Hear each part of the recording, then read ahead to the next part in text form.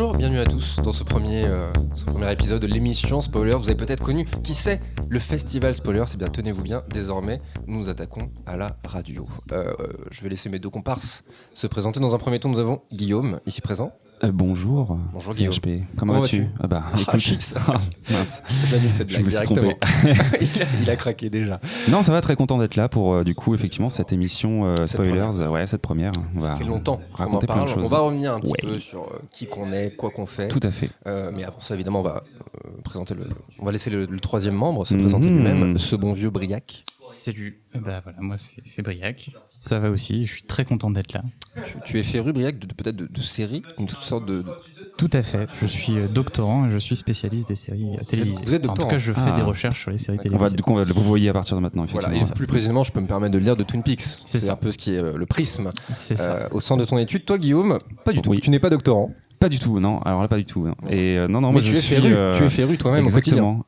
On va dire amateur éclairé de tout ce qui est science-fiction et fantasy, et donc de séries télé, mais plus vraiment télé, mais on en reparlera certainement à un moment donné. On va en parler. Quant à moi, voilà, tout simplement également. Qui es-tu? Peut-être déjà vu dans des festivals tels que Spoilers, du coup. Exactement. Parce que l'origine de notre nom et de notre trio, c'est la création du festival Spoilers. C'était quand les dates, vous les avez? Non, hein. C'était mi-octobre. C'était mi-octobre, voilà. Mi-octobre 2018, ouais. Voilà, mi-octobre 2018. Après moult péripéties, nous en avons été très contents. Mais on s'est dit, avant l'édition suivante, est-ce qu'on continuerait pas à parler de séries en tout genre grâce à ce podcast? Exactement. Et c'est ce pourquoi nous sommes réunis ici aujourd'hui. On va commencer avec toi, Guillaume. Oui. Tu vas nous parler du spoiler directement, parce que c'est le nom de l'émission, mais ce n'est pas l'angle de l'émission. Notre angle, il est clair, il est précis, c'est les séries télé, Là, premier mot, je me plante. C'est les séries fantastiques et de science-fiction. Exactement. Voilà, pas les films. Pas les séries, pas les séries comiques. Non. Que nenni. Les séries fantastiques. Exactement. En revanche, tu vas un peu approfondir le sujet du spoiler en lui-même. Ouais, exactement. Bah oui, parce que c'est vrai que du coup, le festival et l'émission s'appellent Spoiler. Pas parce que on a à cœur de spoiler toutes les personnes qui nous croisent où qu'on aille, même si encore que, mais parce que effectivement ce mot est rentré un petit peu dans le vocabulaire quotidien du grand public quand on parle de séries télé, et a fortiori de séries télé de science-fiction ou fantastique, là où justement il y a moult mystères à déflorer. Donc première révélation quand on parle de spoiler, si nous pensions que ce mot vient des pays anglophones, eh bien non. Le mot spoiler est français à la base. Mais non. Incroyable, cocorico, j'ai envie de dire. Puisqu'il vient effectivement du vieux français spoilé, qui a évolué en spoilé en français qu'on connaît actuellement, mais qui n'a pas exactement le même terme, mais qui est dépouillé par la force ou par la fraude, et tout ça, et par la fraude. Et tout ça vient du latin spoilar, qui signifie dépouiller, piller. Donc là, on commence un petit peu à voir qu'il y a quand même une espèce de thématique de prendre des choses à des gens, quoi, un petit peu, hein. Et donc un spoiler, pour ceux qui l'ignoreraient effectivement et qui nous écouteraient, c'est donc cette information qui vient dévoiler tout ou partie d'une intrigue, d'une œuvre, et qui peut en conséquence en gâcher le plaisir de la découverte. Ce mot, il s'est quand même énormément démocratisé ces derniers temps, que ce soit dans les conversations avec les amis autour de séries, ou même du coup sur les sites internet. On parle volontiers d'alerte spoiler et de spolier des choses. Petite anecdote amusante, le terme québécois, est-ce que vous connaissez le terme québécois pour le spoiler? Racontage impromptu, je sais pas. Ça pourrait être ça, c'est sympa aussi, mais c'est pas ça. Briac, pas d'idée? Non, je sais qu'on a proposé divulgacher, non? Exactement. Divulgacher. Yes. Nos amis québécois nous ont offert ce mot, et qui est d'ailleurs en 2019 rentré au Larousse, il faut le savoir. Donc, divulgacher, ouais, tout simplement. Okay. Donc est-ce que demain on entendra ce mot un peu plus? Je ne sais pas, mais en tout cas je le trouve assez explicite dans effectivement le fait de divulguer quelque chose tout en le gâchant. Alors remonter un peu aux origines de l'utilisation du mot spoiler dans ce cadre-là de la fiction, c'est un petit peu compliqué à dire, c'est un petit peu diffus. Certaines légendes urbaines évoquent éventuellement Alfred Hitchcock, tout simplement parce qu'il avait à cœur de créer des intrigues qui étaient souvent complexes et mystérieuses, et donc il déployait souvent des artifices de communication qui visaient justement à contrecarrer le fait de spoiler son intrigue, et que le fait que les spectateurs spoilent son intrigue, notamment en faisant de la communication, par exemple, sur des personnages qui mourraient tout au début de ces films. Bon, c'est une première piste. L'autre que j'aime beaucoup, parce que ça va me permettre de parler d'une de mes séries de chevet, ça fait longtemps que j'en ai pas parlé, c'est donc une origine qui pourrait être située autour de la renaissance de Doctor Who, donc à la télé anglaise. Et oui, encore elle, les gens autour de moi hochent la tête. De dépit, je suis désolé, mais parce que le personnage donc de River Song, qui est joué par Alex Kingston, qui croise donc le docteur régulièrement à différentes époques de sa vie, en gros répond aux questions que le docteur lui pose par un spoiler, pour ne pas gâcher justement la découverte que le docteur fera de l'histoire qu'il partage avec cette personne. C'est un petit peu nébuleux dit comme ça, mais c'est un peu méta. On parle de voyage dans le temps, donc voilà, c'est un petit peu méta effectivement. Aujourd'hui, ce mot spoiler est partout sur Internet, évidemment. On a vu les balises spoilers cachant par défaut certains mots de texte fleurir. Certains même vont jusqu'à déployer des stratégies pour éviter de se faire spoiler sur Internet en bannissant de Twitter certains mots-clés à l'approche de grosses séries événements. C'est vraiment devenu un sport quasiment de tous les instants de ne pas se faire spoiler parce que à tout moment, à la machine à café, au bar ou même sur les murs de la ville dans laquelle on habite, on peut se faire spoiler. À Rennes, on a un superbe exemple, il me semble, d'un spoil de Game of Thrones sur la mort d'un personnage bien connu des fans en milieu de série. Je pense que c'est un petit peu vénère quand tu marches dans la rue et que tu vois ce graffiti qui t'indique un énorme morceau de l'histoire. Donc effectivement, maintenant il faut devenir assez prudent de ça, et puis le mot spoiler est devenu quand même assez réputé, et puis c'est aussi devenu un enjeu pour les producteurs de contenu, parce que ça soit pour se prémunir de cet effet-là avec effectivement l'essor d'Internet, les fuites sont de plus en plus régulières, fournies, précises. Les producteurs de contenu et donc de séries multiplient un petit peu les différentes astuces, comme tourner des différentes fins par exemple, ou réécrire les choses en cours de route. Je pense notamment à Westworld, où il y a une légende qui dit qu'effectivement il y a eu tellement de gens à bien imaginer ce qu'on pourrait appeler un petit peu par déviance du spoiler, mais la suite de la série, que du coup les scénaristes avaient un petit peu changé la trame de la saison 2. C'est un vrai enjeu, et même du coup en orchestrant carrément des fuites délibérées, les producteurs créent comme ça un buzz en créant des spoilers de toutes pièces juste pour faire parler de la série.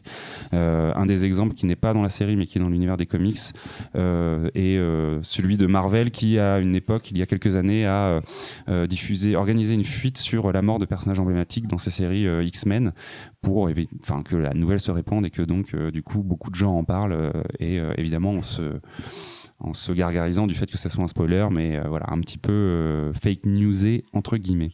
Donc voilà tout ce qu'on peut dire sur le spoiler aujourd'hui, donc de ses origines finalement bien francophones à son omniprésence aujourd'hui, et ses différentes petites stratégies qu'on peut mettre en place pour les éviter. Je sais pas, du coup vous, quel rapport vous avez par rapport à cette notion de spoiler? Est-ce que c'est important ou pas? Quelque chose que je trouve très intéressant dans le spoiler, c'est qu'aujourd'hui, tu l'as dit rapidement, mais c'est vraiment devenu un enjeu. Effectivement, tu l'as dit, il y a plein de techniques différentes, mais ça met presque en péril certaines séries. Moi, je sais que Game of Thrones, qui terminait récemment, une des raisons principales pour lesquelles j'ai vu l'épisode directement à sa sortie, c'est parce que j'avais très très très peur de me faire spoiler. Juste, simple raison, j'aurais pu attendre une journée, même si c'est impatient, un peu comme tout le monde. Mais c'est vrai que c'est devenu un enjeu assez important, alors que ça me fait penser à certains auteurs. J'ai une vidéo qui me vient en tête, c'est quelqu'un qu'on a reçu d'ailleurs, qu'on aurait dû recevoir à la première édition de Spoilers du festival. C'est quelqu'un qui s'appelle Paco Mtielman, que Briac connaît bien, qui a fait une vidéo où il s'est fait lyncher sur les réseaux sociaux, pas du tout pour son propos en plus, je crois, c'est vraiment pour d'autres raisons, mais en tout cas son propos était hyper intéressant, parce qu'en gros il expliquait que le spoiler a l'importance qu'on lui donne. En fait, une série que tu peux flinguer parce que tu dis à la fin tel personnage meurt, ça remet un peu en cause, pas la qualité forcément, mais si l'intrigue repose uniquement sur ce spoiler là, c'est un peu un aveu de faiblesse. C'est un peu ça qu'il disait. Oui, en gros, Pacoms, il considère qu'une série vraiment intéressante, on peut la spoiler entièrement, et ce sera quand même intéressant de la voir, parce que lui, l'intérêt de la série, c'est qu'on les revoit et qu'on va les interpréter à ce niveau-là. Et moi, j'aurais tendance à être un peu d'accord avec lui, dans le sens où mes séries préférées, ça va être Lost, Twin Peaks, Les Sopranos, et c'est des séries dont je connaissais la fin avant d'avoir regardé la série, et j'ai quand même adoré.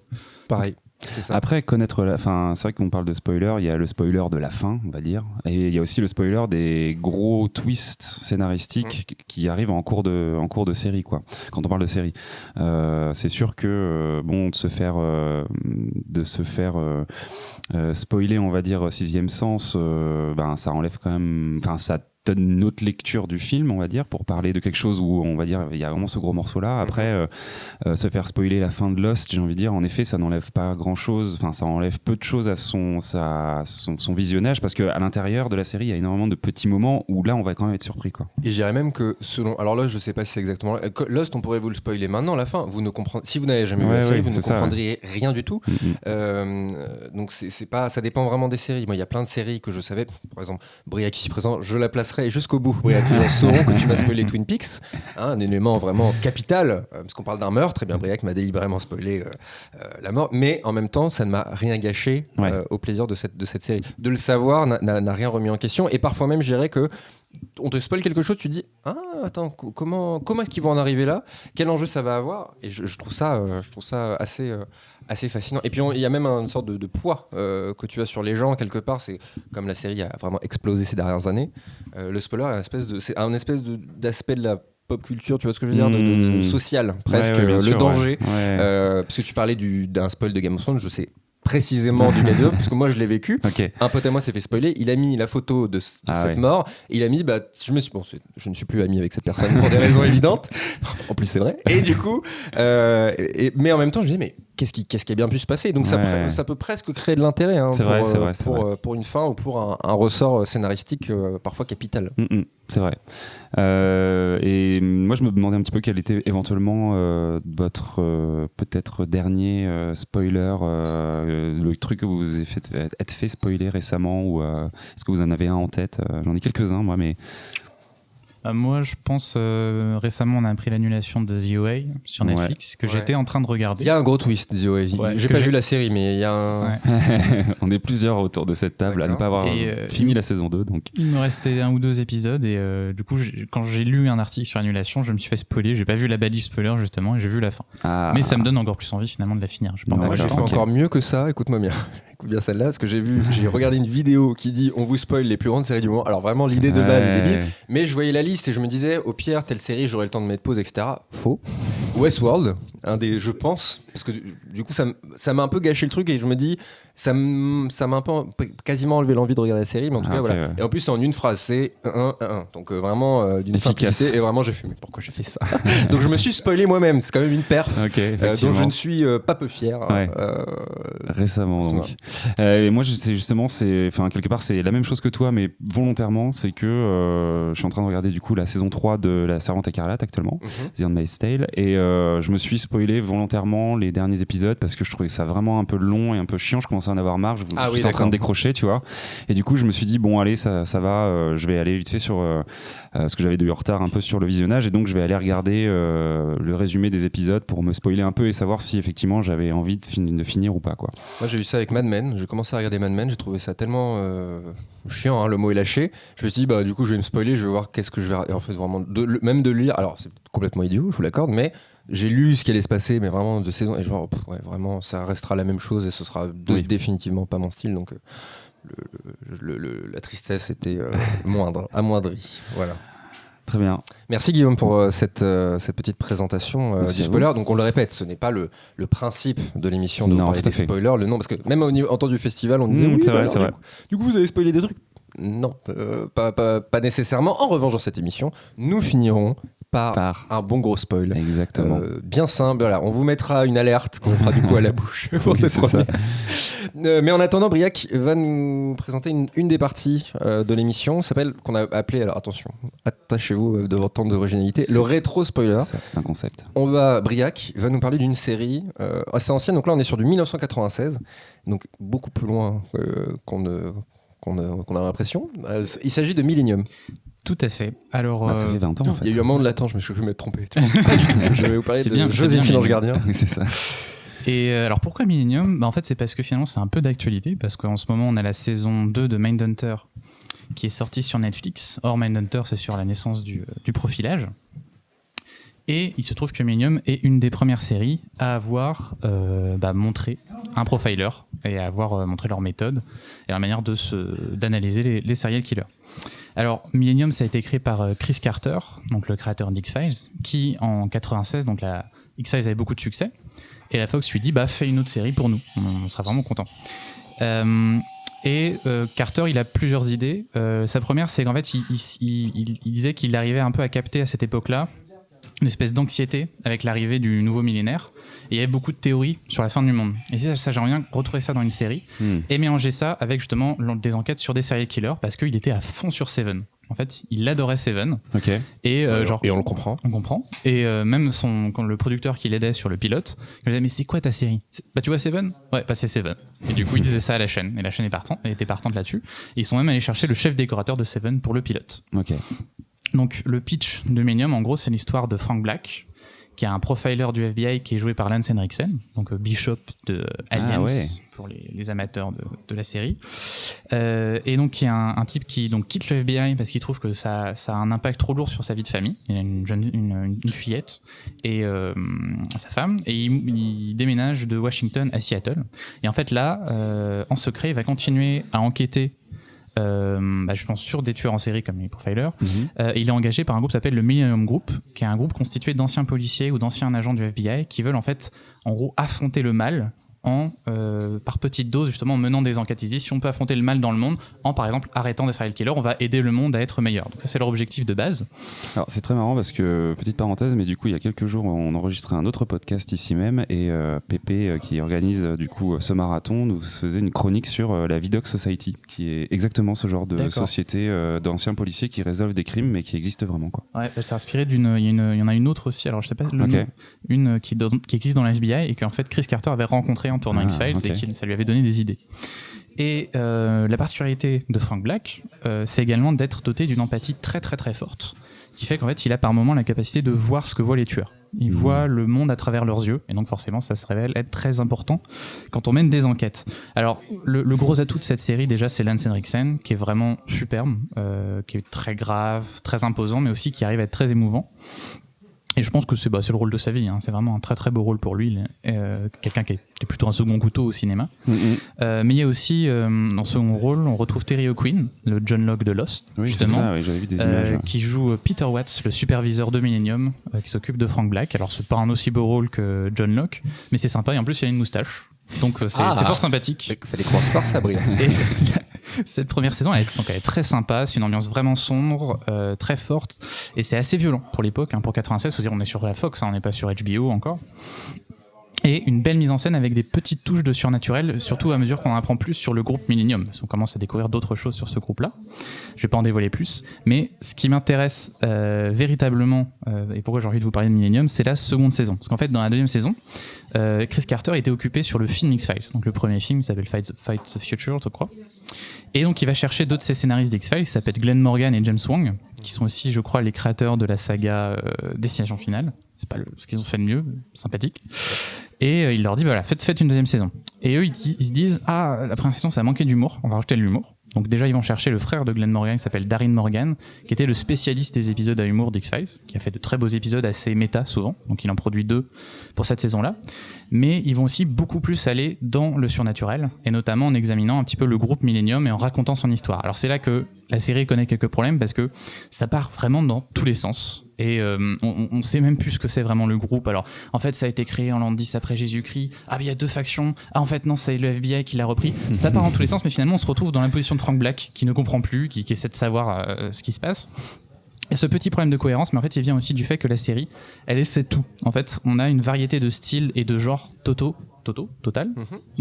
Pendant cette deuxième saison, on a donc des épisodes à humour, on a des épisodes avec des démons, on a des épisodes avec une ville où d'un coup il y a des chiens hyper malfaisants qui commencent à terroriser la population, il faut aller s'en occuper. Enfin, ça part dans tous les sens, mais c'est absolument génial. Et sur ce point-là, moi ça me rappelle en fait vraiment, je pense que c'est vraiment l'héritage d'une série comme Le Prisonnier, de Patrick McGowan, la série des années 60, qui était une série qui justement avait une formule mais changeait complètement de genre. À chaque épisode, on bouleversait complètement l'univers, et en même temps on gardait une espèce d'unité qui faisait qu'on restait dans le prisonnier, mais on pouvait faire tout ce qu'on voulait avec. C'est quelque chose qu'on a retrouvé aussi dans les années 80 avec une série comme Clair de Lune, avec Bruce Willis et Sybil Shepherd. Et je pense que Millennium, c'est vraiment une des belles représentantes de ça dans les années 90, avec peut-être les séries du Buffyverse. Et c'est intéressant parce que maintenant, plus les séries deviennent feuilletonnantes, moins on a ce genre d'expérimentation au sein de l'épisode, de se dire qu'est-ce que nos séries peuvent être d'autres, quel autre genre on peut aborder avec ce même univers. Et alors le problème, c'est que donc il y a une excellente fin de seconde saison. Parce qu'en fait, Morgan et Wong pensaient que la série serait annulée. Ils ont dit on va faire une fin complètement dingue. C'est apocalyptique. Il y a 10 minutes de vision complètement hallucinatoire d'un personnage avec derrière Horses de Patti Smith. Et c'est probablement ce que j'ai vu de plus expérimental à la télé américaine avant la saison 3 de Twin Peaks. D'accord, ouais. Et donc la fin super belle, très très sombre. Sauf que finalement, la série a été renouvelée. Chris Carter est revenu. Il a dit à Wong et Morgan, non, j'ai pas aimé ce que vous avez fait, cassez-vous. Et il a essayé de revenir vers le ton de la première saison en faisant du groupe Millennium les méchants.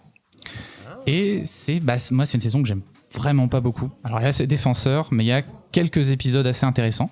Et finalement, on a une conclusion de l'histoire dans la 7e saison d'X-Files, après l'annulation de Millennium. Il y a un crossover où on retrouve Frank Black et le groupe Millennium, et on essaie de conclure cette intrigue-là. Le problème étant que c'est pas un super épisode d'X-Files, et c'est vraiment pas une super bonne fin pour Millennium. Le seul avantage de l'épisode, c'est qu'il y a le premier bisou entre Mulder et Scully. Voilà. Si vous êtes un shipper Scully-Mulder, voilà l'intérêt. Oui, c'est presque ça, c'est même quasiment fou du coup d'avoir associé ce moment peut-être que les gens attendaient beaucoup à la conclusion de cette autre série. C'est quoi. ça, c'est du fan service bas de gamme quand même. Ils se sont dit on peut plus finir notre histoire, on va essayer de la caser dans là, mais ils avaient pas le temps vraiment d'en faire quelque chose. Et donc c'est une série, je pense qu'on en parle pas beaucoup, on en parle pas assez, mais je pense qu'elle a eu un rôle important, notamment des séries comme Fringe. Ça m'étonnerait en tout cas que les mecs n'y aient pas pensé quand ils les ont écrites. Et il y a même des séries qui ont fait des références. Par exemple, je pense à Hannibal de Brian Fuller, où Lance Henriksen vient faire un caméo. Or, Hannibal, l'histoire de base, c'est la même en fait que Millennium, c'est un profiler qui a une empathie surnaturelle, qui arrive à se plonger dans la tête des tueurs en série. Donc ce caméo, pour moi, c'est forcément une référence en partie à Millennium. Donc Millennium, c'est une série qui est, vous l'avez compris, assez imparfaite, mais quand même vraiment fascinante, et qui essayait de se mettre à la place des tueurs et de les comprendre. C'est-à-dire qu'on les juge, bien sûr, parce que c'est des personnes qui tuent des gens, mais on essaie vraiment de comprendre ce qui se passe pour que la société les pousse à commettre ce genre d'actes, et d'où viennent ces pulsions. Et finalement, c'est une série qui est assez gore, mais qui est jamais putassière. Et en fait, on fait preuve d'empathie envers ces tueurs. Donc ce qui est intéressant, c'est que la série nous met à la place même du profiler, du héros. On commence à éprouver de l'empathie, comprendre leur vision du monde pour comprendre comment ils en arrivent à faire ces actes-là. Donc voilà. Donc je vous conseille Millennium, mais de vous arrêter à la saison 2 si vous arrivez à vous arrêter là. Parce que souvent on a envie de voir la suite. Ah, tu conseilles vraiment de pas regarder en entier? Moi je conseille de s'arrêter à la 2 qui fait une fin. Une fin très dure, mais une fin. D'accord. Et à ton avis, pourquoi est-ce que c'est pas resté dans la postérité? Parce que vraiment, excuse-moi, je te coupe, mais vraiment, tu l'as dit rapidement encore une fois, mais c'est vraiment absolument. Moi, je découvre cette série avec toi. Tu m'en as déjà parlé, mais Guillaume, pareil. Aucune idée. Je sais pas si les gens connaissent vraiment cette série. Alors que les séries années 90, tu parlais de Buffy, il y a plein de gens qui regardent Buffy. Je sais même pas si ça passe pas encore à la télé parfois, tu vois, sur des chaînes obscures. Certainement. Millennium, jamais. Donc, qu'est-ce qui fait que... Tu dis Millennium, tu penses au bouquin... Effectivement, il y a eu d'autres noms qui ont été repris depuis, mais à ton avis? Tout simplement parce qu'elle n'a pas eu un gros succès. Elle a eu un gros succès critique, en fait, quand elle est sortie, mais jamais vraiment beaucoup d'audience. Et je crois que tout simplement, elle n'est jamais vraiment restée. Même quand elle était en train d'être diffusée, c'est pas quelque chose que les gens regardaient beaucoup. Encore moins en France, je crois qu'elle a été diffusée en France, mais alors je ne saurais plus dire sur quelle chaîne. Et je crois que c'est ça, tout simplement. Et c'est aussi une série qui finalement est très très ancrée dans les années 90, dans son esthétique, dans ses références musicales, beaucoup de Nine Inch Nails. Et puis en plus avec cette histoire de, on a peur de la fin du monde pour l'arrivée de l'an 2000. Donc c'est vrai que ça peut dater la série aussi pour certaines personnes qui n'arriveront pas à rentrer dedans. Ouais. Voilà. Après, c'est toujours difficile de dire ce qui fait que une excellente série marche ou ne marche pas, mais voilà. Guillaume, t'as un truc à... Ouais, non, ça me faisait penser du coup au schéma un peu des séries qui fleurissent pas mal, ou en tout cas qui ont fleuri pas mal ces derniers temps, avec un consultant qui aide la police. On a vu Castle, on a vu Medium, on a vu etc. Est-ce que tu dirais que cette série-là est un petit peu initiatrice de ce genre de choses, ou ça n'a vraiment rien à voir Je saurais pas parce que je suis pas un expert exactement des séries formulaires de ce type-là, mais je pense qu'il y avait d'autres séries qui étaient contemporaines qui déjà allaient peut-être dans ce mode-là. Dans ce sens-là, okay. Parce que Millennium il y a vraiment un travail sur l'esthétique, sur l'ambiance, il y a vraiment une grosse violence pour une série de cette époque-là. Et ça, c'est plus maintenant qu'on va en voir l'influence. Enfin, je trouve que vraiment Hannibal se met dans la continuité de Effectivement, Millennium. quand tu décris les deux, c'est la même histoire. Et d'ailleurs, tu t'as dit que à chaque épisode, il y avait des nouvelles idées, etc., qu'ils essaient de nouvelles choses. Moi, ça m'a fait penser directement à Black Mirror, qui est en plus une série anthologique, donc le but est d'essayer des nouvelles choses à chaque épisode. Est-ce que tu penses qu'il y a un héritage aussi là-dedans ou...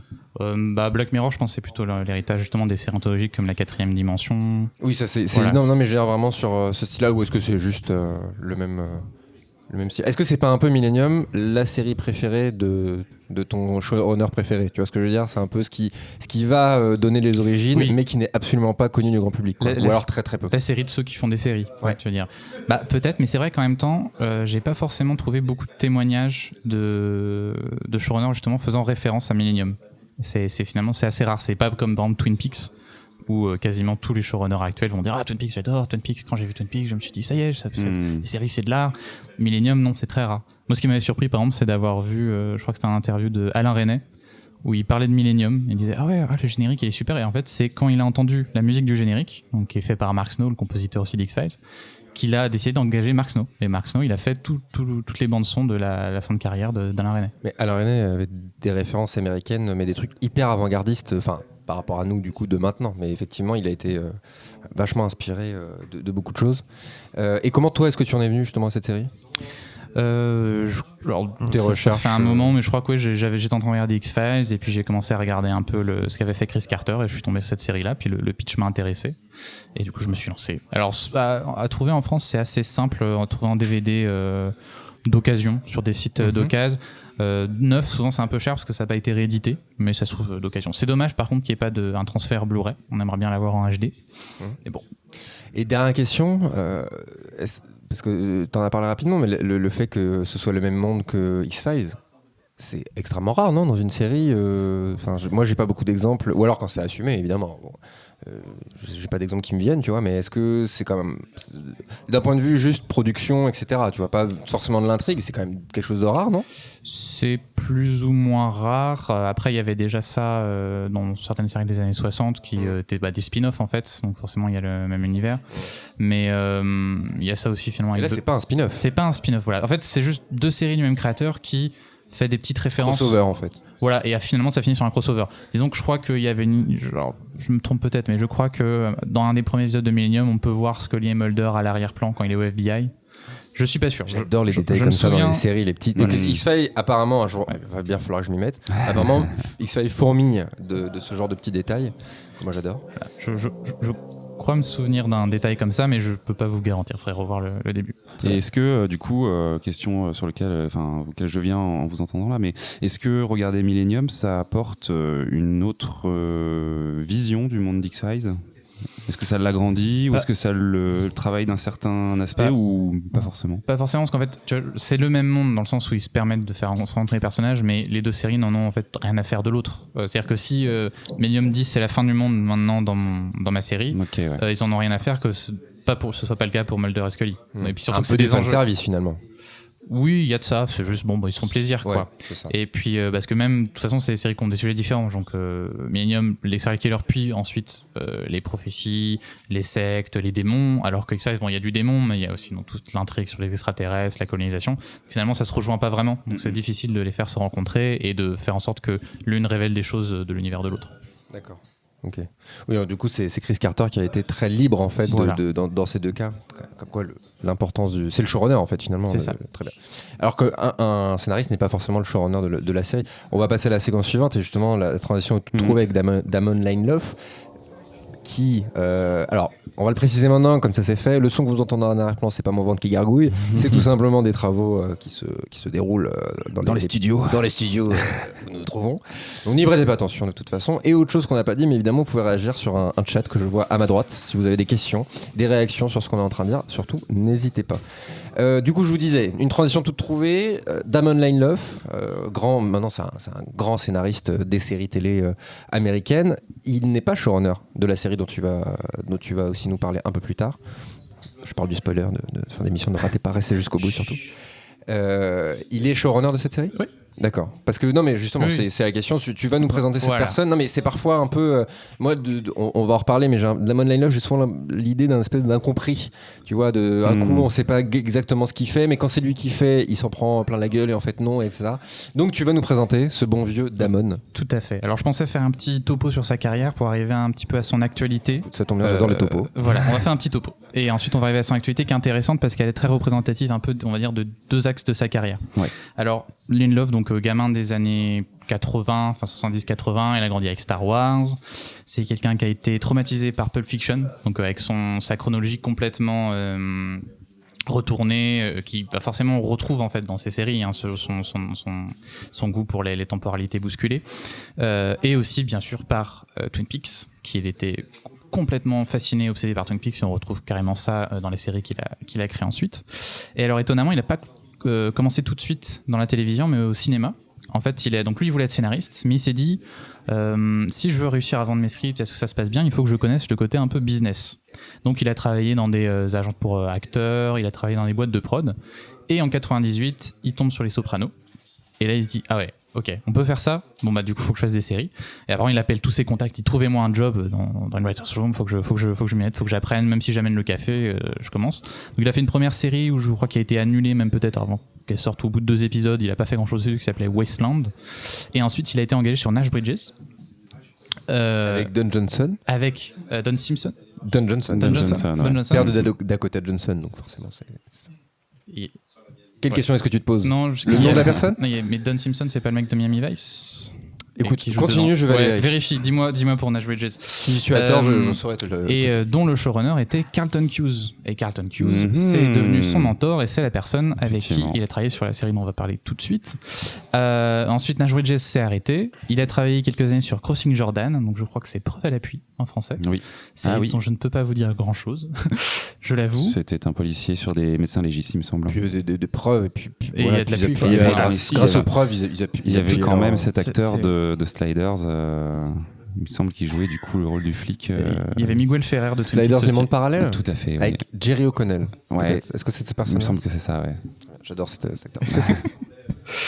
Et donc il travaille sur Crossing Jordan et en même temps il est en train de voir 2 séries qui lui plaisent beaucoup par un mec qui s'appelle J.J. Abrams et qui s'appelle donc Felicity et Alias. Et Alias c'est donc carrément sa cam et il veut absolument travailler dessus, il cherche comment il pourrait faire. Il tanne son agent pour pouvoir rencontrer J.J. Abrams et finalement son agent l'appelle et il lui dit ça y est c'est bon j'ai un rendez-vous. Par contre c'est pas pour Alias, c'est pour une série de merde avec un naufrage, un avion, c'est le patron de la chaîne qui veut le faire, mais t'y vas et puis hop tu détournes la conversation sur Alias. Il se dit d'accord, il réfléchit, il cherche des idées, il rencontre Abrams, tout de suite ils s'entendent super bien. Et alors en fait là on voit Abrams il arrive et lui il propose tout de suite un peu les premiers mystères de la série, c'est-à-dire la trappe. Donc dans Lost on a une trappe qui va nous obséder pendant la première saison. C'est lui qui dit ce serait bien s'il y avait une trappe là et puis il y aurait d'autres mecs sur l'île, ce seraient les autres et puis il y aura un monstre. Donc lui il arrive tout de suite avec ces éléments là, il se dit il faut que le livre soit intéressant. Et Lindelof lui il pense vraiment plus au côté narratif dans le sens où il se dit ok alors un naufrage faut pas que ce soit sur une trop longue période de temps le début parce que sinon c'est bizarre que ce soit pas secouru, donc faut que ce soit court, faut que genre chaque épisode soit 2 jours et comme ça ferait 40 jours dans la saison et puis là c'est réaliste, puis comme ça les personnages ils évoluent pas trop physiquement et puis alors qu'est-ce qui se passerait, alors moi si j'étais dans un crash je voudrais pas tout de suite raconter ma vie à tout le monde, donc ils auraient des secrets, ils veulent pas tout de suite le dire, mais en même temps ces secrets on pourrait les voir dans des flashbacks, comme ça on sort de l'île et on n'est pas obligé de tout tourner, donc on voit tout de suite ils commencent à penser au côté le plus pratique et comment on peut en faire une bonne série, et donc ils s'entendent très bien, ils écrivent et tournent le pilote très très très rapidement. J'ai plus les dates, mais c'est vraiment un truc hyper rapide avec un budget assez confortable. Et ensuite, ils se lancent tout de suite sur la série, sans avoir forcément de plan, sans avoir prévu à l'avance ce qu'ils allaient faire. Donc, par exemple, ils savaient pas au début ce qu'ils allaient mettre dans la trappe. Donc, et la règle de Lindelof, c'était on ne résout pas une intrigue, enfin, on ne révèle pas quelque chose tant qu'on n'a pas trouvé mieux derrière. Donc, on n'a pas trouvé quelque chose qu'on allait faire avec ça. Un autre mystère. Voilà. Et donc, Abrams, il doit partir parce qu'il a, à ce moment-là, il doit travailler sur Mission Impossible 3. Et donc Lindelof appelle son ami Carlton Cuse, son ami et mentor, pour l'aider, et c'est eux qui vont co-showrunner la série Lost pendant ces 6 saisons. Et je crois que Carlton Cuse travaillait à l'époque sur le flic de Shanghai. Donc, avec Samo. Malheureusement, on n'a pas eu une 3e saison de flic de Shanghai à cause de Lost. Merde. Je sais qu'il y a... Attends, tu veux dire qu'il y a eu que 2 saisons du flic de Shanghai? Oui, il n'y a que 40 épisodes. Ah la vache. Et du coup, c'était bien Don Johnson. C'était Don Johnson, excuse-moi. Qui était doublé par Patrick Poivet, qui faisait la voix 2, qui fait toujours la voix 2. Bruce Willis quand même, très grand doubleur. Donc vraiment que du bon dans cette série Nash Bridges, dont tu nous parleras pas du tout dans le podcast. Alors justement, je vais faire un spécial épisode fantastique dans... Peut-être, on ne sait pas. Et donc Lost, alors Lost, on va pas forcément parler beaucoup là, tout simplement parce que c'est une série assez connue, et je pense qu'on se fera peut-être un jour un spécial Lost carrément pour vraiment rentrer dedans. Il y a 2-3 choses à dire. Voilà, il y a 2-3 choses à dire sur Lost. Ce qu'on va juste rappeler, c'est que c'est une série qui a fait beaucoup polémique sur sa fin, qui n'a pas plu à une partie des spectateurs, et que Lindelof en a beaucoup souffert parce qu'on l'a vraiment, il a vécu une situation de harcèlement vraiment sur les réseaux sociaux, comme par exemple avait pu le vivre Patrick McGowan, le créateur du Prisonnier, quand la fin du Prisonnier est sortie. Il se faisait suivre dans la rue, les gens lui envoyaient des lettres. Et Game of Thrones récemment. Game of Thrones, même dans l'animation, je crois que ça a été le cas de Hideaki Anno sur Evangelion. Enfin, c'est quelque chose qui revient souvent quand on fait une fin un petit peu original. Bon, après, je pense que la fin de Lost c'est un peu différent justement de la fin du Prisonnier, mais on reviendra là-dessus. Tout ça pour dire qu'il en a beaucoup souffert, mais que finalement il a réussi à se relever, en tout cas aux yeux du public, avec la série Leftovers, qui est sortie en 2014, qui s'est conclue en 2017. Moi, je la considère comme la plus grande série des années 2010. Je pense que c'est vraiment un chef-d'œuvre. Et cette fois-ci, pareil, je pense qu'on fera un spécial Leftovers quand mes compères l'auront vu. Hein, oui, voilà. Fini. J'ai commencé. Et là, la fin, par contre, a été très très bien reçue de manière assez générale. Ce qui peut être assez frustrant justement pour les fans de la fin de Lost, parce que moi j'en ai marre qu'on me dise cette fois-ci il a réussi. Mais non, c'était déjà réussi avant. Faut pas toujours la comparer. Mais après, en même temps, c'est vrai que vous verrez, du coup, Leftovers est vraiment aussi écrite en prenant en compte Lost, et c'est presque un miroir de Lost par certains aspects. Enfin, c'est vraiment il continue son œuvre et il réfléchit dessus. Et pour ça, d'ailleurs, je vous conseille d'aller regarder, si vous voulez trouver sur internet, les captations des journées Lost et Leftovers de l'université Rennes 2. On a justement pas comme Tillman en parlait, mais aussi des chercheurs comme Sarah Hatchwell, Claire Cornillon, Florent Favard, qui travaillent sur Lost et Leftovers et qui traitent justement de ce genre de sujet. Mais parallèlement, du coup, alors, juste sur The Leftovers, du coup, il est seul à la barre ou il co-showrun avec d'autres personnes Leftovers, je crois qu'officiellement il co-showrun avec Tom Perrotta, qui est l'auteur du roman sur lequel est basée la série. Ok, d'accord, ouais. C'est assez difficile en fait de savoir. De toute façon, c'est difficile pour toutes les séries, mais de savoir ce qu'il fait exactement, parce que c'est quelqu'un qui est très gentil. Et qui va toujours dire, quand on lui demande de qui vient l'idée, dire je sais pas, c'était la chambre de scénariste, l'idée est venue comme ça, on est allé à fond. Très modeste. Ce qu'on sait, c'est que lui, en fait, il avait tendance à faire ce qu'ils appelaient, je crois, dans la chambre de scénariste de Leftovers, c'est des grenades Damon, c'est-à-dire qu'il arrivait, il faisait et si en fait, paf, c'était ça, ces deux personnages là ils meurent, en fait non, maintenant c'est dans tel monde, enfin ce genre de choses, et c'est quelque chose qu'on retrouve à la fois dans Lost et Leftovers, donc ça je pense qu'on voit un peu sa patte, les gros twists de Lost, dont le We Need to Go Back, on va pas trop le dire, mais bon, ça on sait que ça vient de lui. Et donc en fait, parallèlement, entre Lost et Leftovers, ce qu'il a fait aussi, c'est qu'il a travaillé au cinéma. Et ça, c'est le versant de sa carrière qui est souvent un petit peu moqué, en tout cas dénigré. Donc pour rappeler, il a travaillé sur le scénario de Prometheus de Ridley Scott, du deuxième Star Trek de J.J. Abrams, de World War Z. Que du bon, quoi. Voilà. Et alors, le truc, c'est il est devenu un petit peu un bouc émissaire. En tout cas, c'est-à-dire que quand on voit son nom, souvent sur Internet, on va voir tout de suite les commentateurs nous dire ça va être de la merde, c'est Lindelof. Moi, ce que je voulais juste rappeler, c'est qu'en fait, quand on regarde l'histoire de production de ces films-là, il est toujours arrivé sur un projet qui était déjà en cours, sur des idées qui étaient déjà là. Et par exemple, sur Prometheus, Ridley Scott n'était pas content du scénario. Il lui a envoyé et lui a dit peut-être faudrait faire ça, ou alors changer un peu ça, quoi. Et quand on voit ce qu'il proposait, c'était juste de dire faut un peu déconnecter d'Alien, parce que là ça a aucun intérêt, on voit tout de suite où ça arrive à la fin, ce qui était un conseil intéressant. Après, moi je soupçonne fortement Ridley Scott d'être responsable de la plupart des problèmes du film Prometheus. Et pas Lindelof, je crois que lui, de toute façon, je crois qu'il y a un interview où il dit ça. Quand Ridley Scott te dit vas-y, mets ça dans le scénario, tu le mets. Enfin, lui, il était juste hyper fan de ce mec-là. Et pareil pour Into Darkness, c'était déjà écrit par Alex Kurtzman et Roberto Orci. Lui, il est arrivé après en disant mettez ça là, essayez ça, voilà. Et même World War Z, il est crédité. Je pense que c'était un peu un coup promotionnel, mais de ce que j'ai compris, le film, la fin ne fonctionnait pas. Ils l'ont appelé, ils lui ont dit qu'est-ce que tu ferais. Il dit essayez. Alors, je sais plus comment ça finit exactement. Il trouve est-ce qu'on spoil World War Z ou Ça sert à rien. Ouais, Si. Il a trouvé l'idée de la fin. En gros, il a proposé une idée pour la fin. C'est pas l'idée du livre en tout cas. Non. Et en fait, ils ont dit ok super, mais il a même pas écrit parce qu'il était occupé. Donc c'est Drew Goddard, je crois, qui a écrit. Donc en plus, tu as associé à quelque chose qu'il a pas vraiment fait. Donc c'est plus du script doctoring que des scénarios. Et la preuve, donc là où je pense qu'effectivement il avait pas grand chose finalement à voir avec ses films, c'est que quand il écrit un film depuis le début, ça donne Tomorrowland de Brad Bird, qui moi est un film que j'aime beaucoup. Moi j'aime bien, il s'est fait lyncher aussi. Il s'est fait lyncher, mais moi je trouve que c'est un excellent film et on retrouve vraiment. Moi je vais jusque là. Calmez-vous. Et on retrouve vraiment sa patte, ses thèmes, mais aussi ceux de Brad Bird. Donc là, je crois que ça a vraiment été une belle collaboration entre ces deux-là. Et d'où justement ma transition sur son actualité, c'est que récemment il a écrit un autre film, co-écrit un film qui s'appelait The Hunt. C'était une histoire, donc si j'ai bien compris, de riches. Alors. Je crois que c'est une espèce de riches démocrates qui font un jeu où ils tuent, en fait, ils lâchent des sortes de fans de Trump dans la nature et ils leur tirent dessus. Et ce film en fait a été annulé. Un film, c'est un fantasme. Il devait sortir et il a été annulé en fait après les 2 tueries qu'on a connues au mois d'août aux États-Unis, mais aussi après un tweet de Trump où il ne nomme pas le film, mais où il a l'air d'en parler et où il dit ah là là, c'est les démocrates créent cette violence au cinéma et après elle se retrouve dans la réalité. Donc le film a été annulé. Alors d'après Universal et le réalisateur du film, d'ailleurs qui est quelqu'un qui a réalisé 2 des meilleurs épisodes de Leftovers, ils avaient prévu d'annuler avant même le tweet de Trump, mais bon, pour l'instant on n'en sait pas plus. Et pour moi c'est vraiment représentatif de la carrière de Lindelof, où ça se passe super bien niveau série, bon, à part la fin de Lost, et où il peut vraiment s'épanouir. Et là quand il arrive au cinéma, c'est donc problème sur problème. Tomorrowland, comme tu disais, qui a été très mal reçu, et là ce film là qu'on peut même pas voir pour l'instant, donc on sait pas quand il sortira.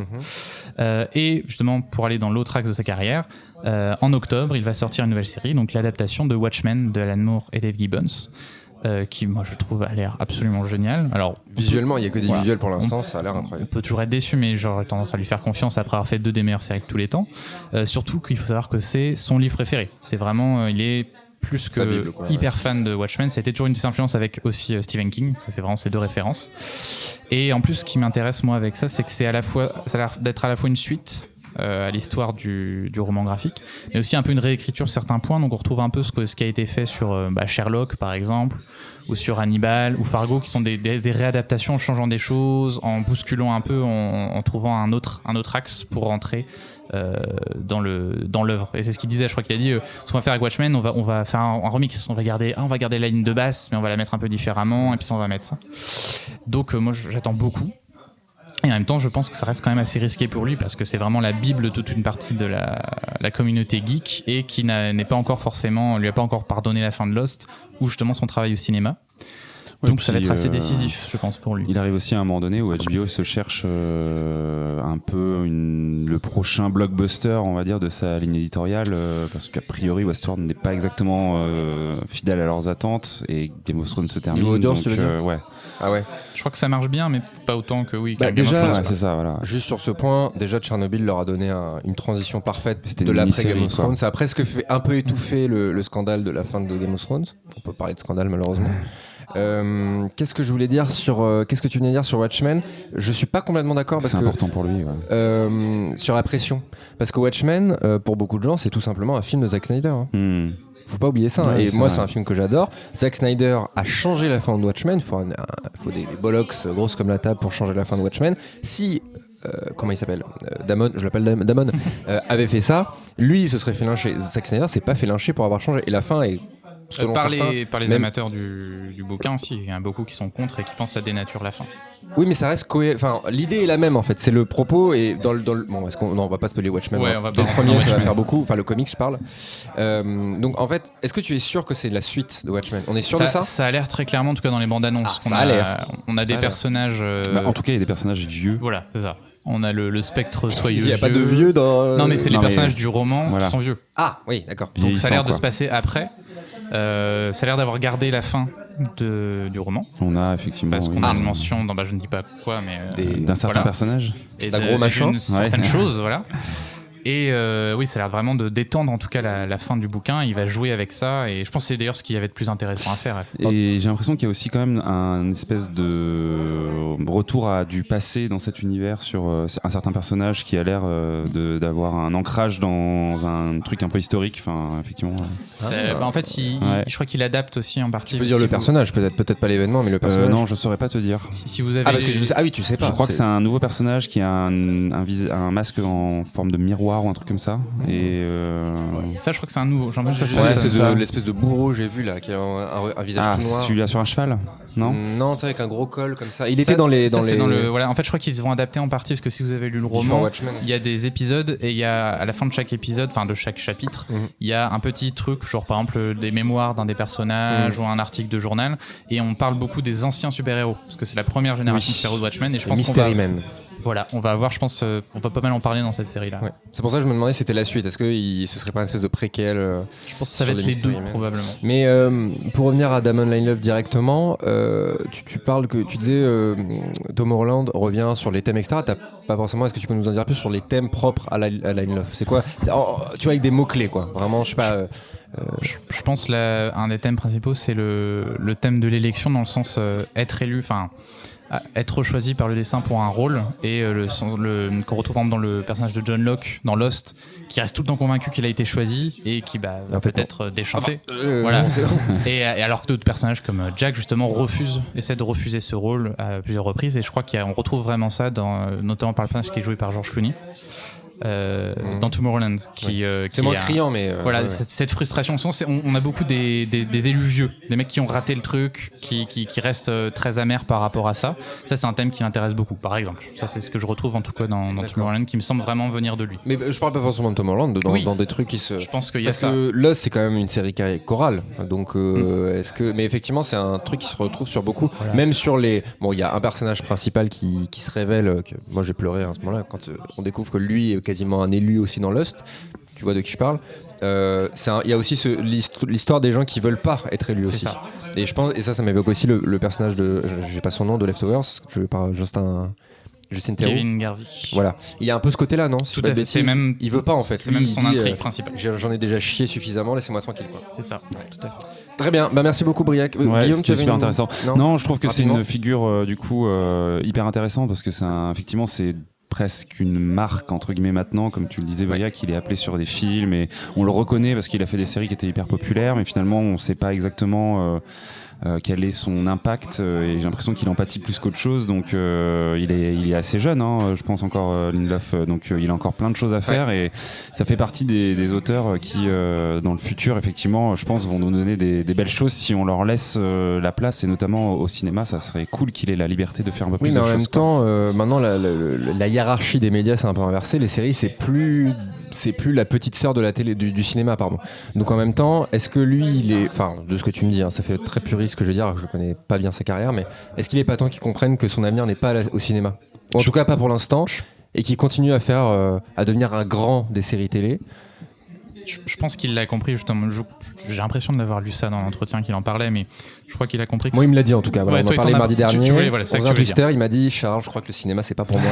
Et je crois que oui. Pourquoi tu dis ça?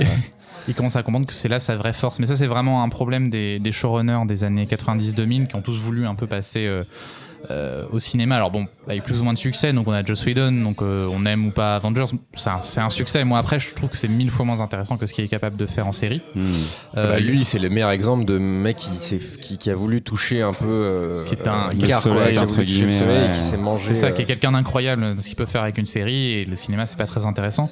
À l'inverse, je pense à ça, mais après il a quand même voulu aller chez DC et il s'est repris le vrai coup de pelle qui s'est pris chez DC, mais c'est autre chose. On a quelqu'un comme David Chase qui a fait un film, donc David Chase, showrunner des Sopranos, qui a fait un film qui s'appelle... Le grand David. Pas du tout. Le beau David. C'est un bel homme. Qui s'appelle Not Fade Away, qui est aussi avec James Gandolfini, qui est un film très très beau, et par contre qui est complètement passé inaperçu. Je crois qu'il n'est même pas sorti en France. Et on a genre Matthew Weiner, justement, de Mad Men dont tu parlais, qui a fait un film qui s'est viandé complètement, qui a été très très très mal reçu. Donc c'est souvent un passage un peu compliqué au cinéma, et je pense que c'est aussi des personnes qui maîtrisent tellement la forme sérielle qu'ils produisent pas forcément quelque chose d'intéressant. Eux, ils sont habitués à lancer une histoire pour qu'elle continue, et faire quelque chose en 1 heure et demie ou 2 heures, c'est pas du tout le même genre d'histoire. Ça n'a pas le même intérêt, et même je pense qu'ils n'ont pas intérêt à le faire. Après, il y en a qui continuent, le Noah Hawley, le showrunner de Fargo et de Légion, va sortir un film, je crois, bientôt. Donc ça, c'est une obsession qui reste. Mais c'est aussi parce qu'on a de plus en plus des showrunners réalisateurs. C'est le cas de Noah Hawley, c'est le cas de comment s'appelle-t-il, Sam Esmail, je crois, de Mr. Robot, qui essaie de réaliser toutes les saisons. Enfin, il y a vraiment ce mélange. Ce sont justement des personnes qui voulaient être cinéastes au départ et qui tombent dans la série. Donc après, il y a cette envie de faire du cinéma qui reste. D'accord. Merci, belle conclusion. C'était très très beau. On va, parce qu'en fait je me rends compte les gars que Lost est vraiment le fil rouge de cet épisode. Tout à fait, ce qu'on a dit plutôt, on va faire une spéciale Lost. Bon bah vraiment vous y êtes directement. Puisque on va passer... Ah non. Est-ce qu'on fait ça maintenant les gars? L'instant spoiler, est-ce qu'on le fait maintenant ou pas? Moi je l'ai recalé maintenant, après on peut le mettre... Est-ce qu'on va faire une alerte directement maintenant? Je pense que ça peut être pas mal de faire moi je fais la sirène maintenant. Et vous faites... Alerte. Ok. Quittez si vous ne voulez pas être spoilé. Allez-y. Alerte spoiler. Alors, rendez-vous au timecode, je ne sais pas combien, pour passer cette séquence. Rendez-vous dans quelques minutes. Oui. On va finir nos émissions. En fait, c'est une idée qu'on a eue pour revenir à ce qu'on disait plus tôt dans l'épisode sur l'important des spoils. Alors, on va prendre Lost. Pourquoi est-ce qu'on prend Lost? Parce qu'on peut on peut faire un épisode entier juste sur des spoils. Voilà. Alors lui, il meurt. Elle meurt. L2, elle meurt. Voilà, ça plein de trucs. Et ça n'aurait pas un intérêt vraiment capital. Là, on va... Enfin, Guillaume, c'est toi qui vas nous en parler. Un spoil qui ne remet pas en cause la série et qui va presque, à mon sens, vous donner envie d'en savoir plus. Eh ben, on l'espère en tout cas. Et puis effectivement, là, on commence tout doucement et on commence gentiment en spoilant Lost. Ça fait plus de 10 ans maintenant que Lost a été diffusé, donc on va dire que ça va, mais peut-être que ça aurait été un point intéressant quand tu nous faisais le sujet du jour. Ouais.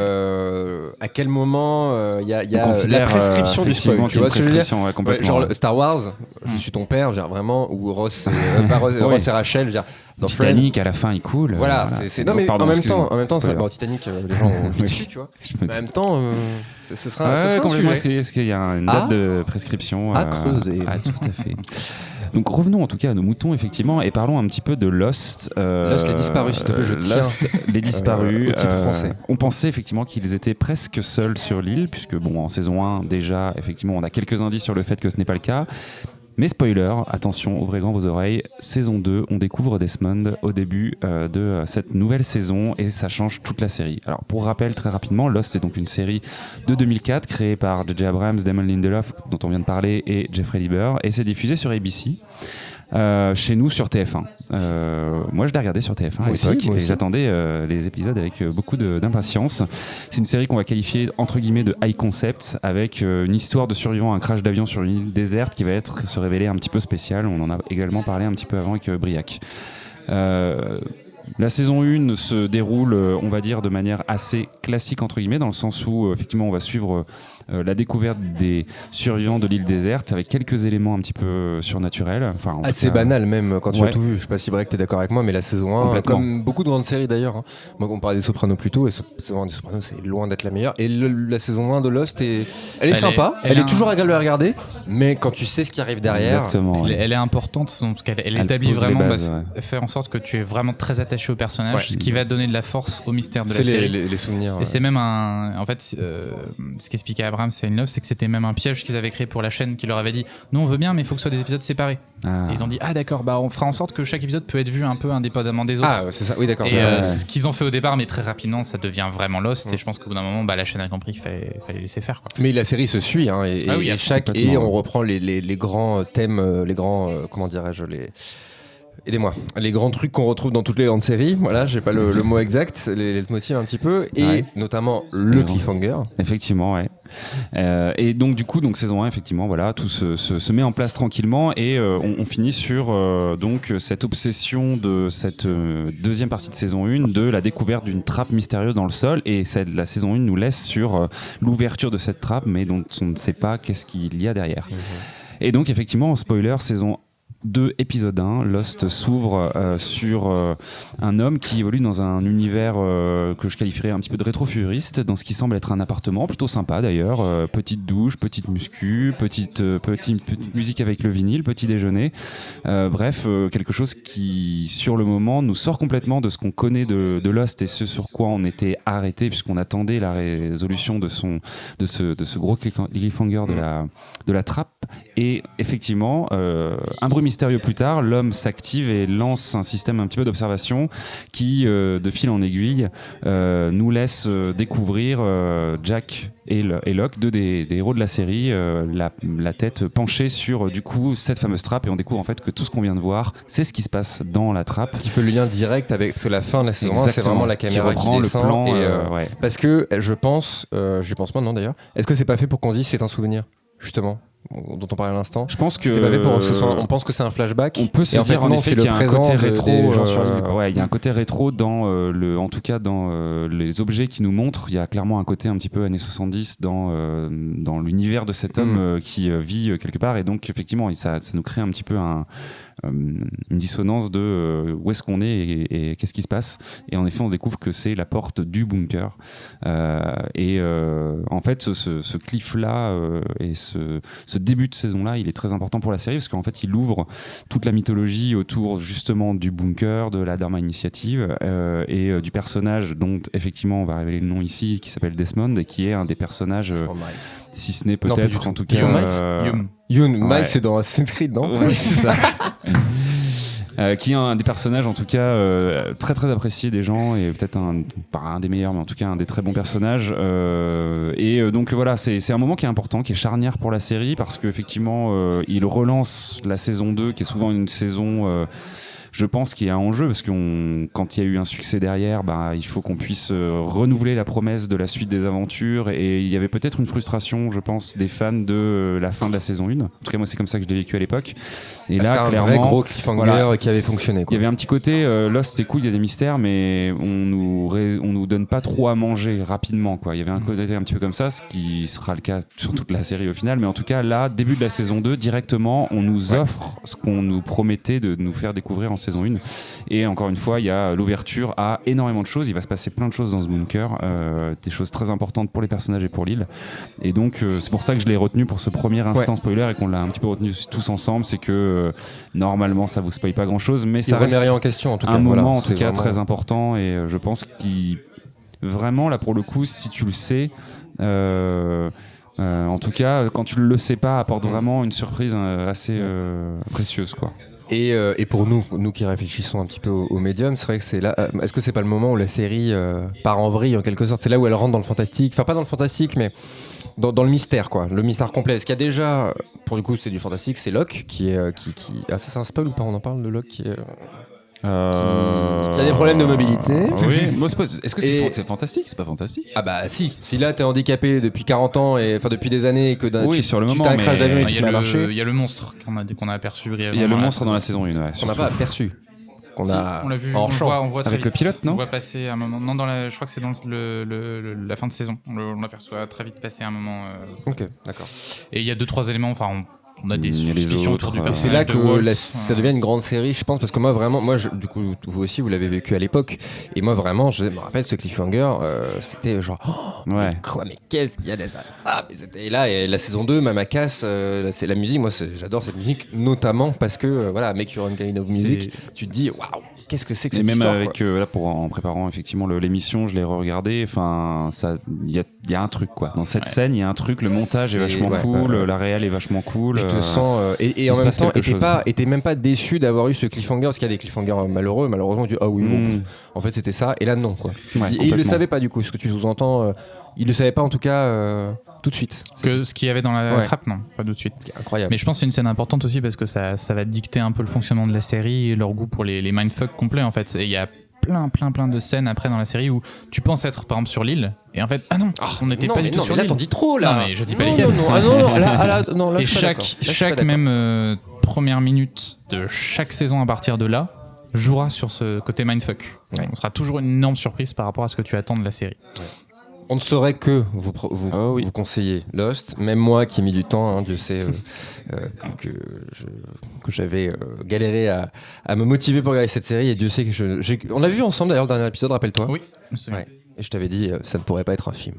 Et tu m'as dit ça c'est les grandes séries. Et puis après on s'est fait une accolade comme ça, on a fait un high five. Voilà. Merci Guillaume. Est-ce que c'était tout bon pour toi sur ce point? C'était tout bon pour moi, effectivement. Eh bien je te remercie, et puis il va être temps de ce kit. Mais oui, ça fait déjà 1 heure. Ça fait déjà 1 heure. C'était très sympa. On espère que ça vous a plu, vous qui nous écoutez, de où vous nous écoutez. Oui. On va essayer de se revoir Bien sûr. assez vite. On se reverra peut-être sur les planches d'un quelconque théâtre. Merci le public, incroyable. Ils sont gentils. Un public en folie sur le marathon de On remercie Pépé. le public notamment et effectivement Pépé qui nous accueille pour ce marathon de podcast et c'était une première. Merci à vous deux les gars pour toutes vos applications et on se redit très vite. Petits réseaux sociaux, tout ça, Guillaume, tu nous fais un petit peu retrouvez-nous. Pourquoi c'est ça, effectivement. Suivez le Festival Spoilers sur nos réseaux, effectivement. Donc Twitter et Facebook en premier lieu. Et oui, on a aussi un petit site internet où vous pourrez voir des petites photos et des petites vidéos de l'édition du coup saison 1 vidéo 2018 aussi, et vidéo effectivement, des petits reportages, des petits retransmissions, captations des conférences qu'on avait pu avoir avec donc Rafik Joumi notamment et voilà les réseaux sociaux, Twitter, Facebook et puis du coup cet épisode sera très certainement, mais si vous l'écoutez vous le savez déjà, disponible sur certains canaux transmis parmi nos réseaux. Voilà. Et on a un événement qui arrive bientôt avec Court-Métrange. Briac, est-ce que tu peux nous expliquer ça ? Tout à fait, le 12 octobre à la Maison internationale de Rennes, en partenariat avec Court-Métrange pour leur journée étrange. On aura un dialogue avec Paco Mtielman, dont on a parlé plusieurs fois. On a parlé en plus. Voilà, pendant cet épisode, dans lequel on parlera de la représentation des mondes des morts dans les séries. Voilà. Oui, ce qui est un thème. Le thème est officiel de Court-Métrange cette année. Tout à fait. Thème est officiel. Donc les fantômes. Et je me rappelle plus de l'affiche par contre. Ah si, avec les morts. Une galerie de personnages une sorte de famille. Tout à fait. On adore Court-Métrange. Beaucoup d'amour. On n'est pas du tout objectif. Non, clairement. Voilà. Mais c'est un gros plaisir d'avoir du coup Paco Mtielman parce que ça fait longtemps qu'on veut l'avoir et effectivement, enfin, il sera là parmi nous. Voilà, merci à tous et à toutes de nous avoir écoutés. Si vous avez des réactions, tout ça, n'hésitez pas à nous en faire part sur Facebook notamment. Voilà, merci beaucoup. Merci à très vite. À bientôt. Ciao.